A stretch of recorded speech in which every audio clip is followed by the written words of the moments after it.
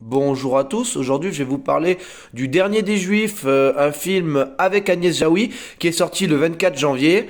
Alors le film nous raconte l'histoire de Belisha qui a 26 ans, qui est un garçon nonchalant et immature et qui vit toujours chez sa maman. Du coup, bah, ce sont les derniers juifs donc du quartier, ils habitent à Clichy-sous-Bois et ils projettent éventuellement de déménager.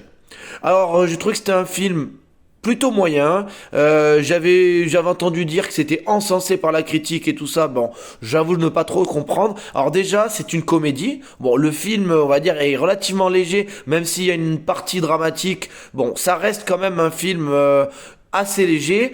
Donc là, ne vous inquiétez pas, c'est pas un film où vous allez vraiment vous sentir mal et tout. Donc parce que des fois, il y a des films avec Agnès Jaoui, c'est vraiment comédie dramatique et tout ça. Là, c'est quand même une comédie, mais c'est pas hyper drôle en fait. On sourit hein, par moment, hein, je dis pas, mais des éclats de rire et tout, j'avais lu, mais pas du tout, pas du tout.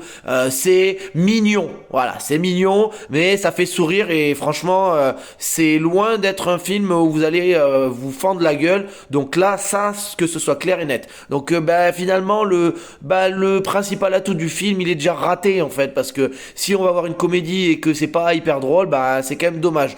Maintenant, après, les comédiens, ils jouent quand même assez bien, hein, Agnès Jaoui, ça fait plaisir de la retrouver. Bon, le jeune homme qui joue le rôle principal, il joue très bien, hein, ce gars qui est sympathique au demeurant.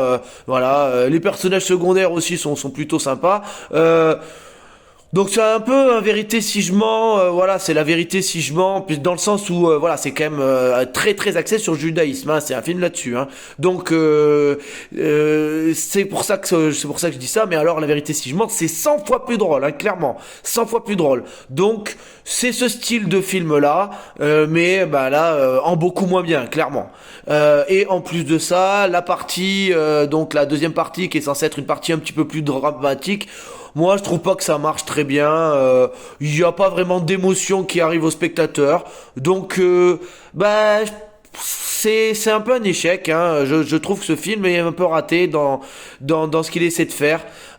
Donc, c'est pour ça que je vais mettre la note de 5 sur 10.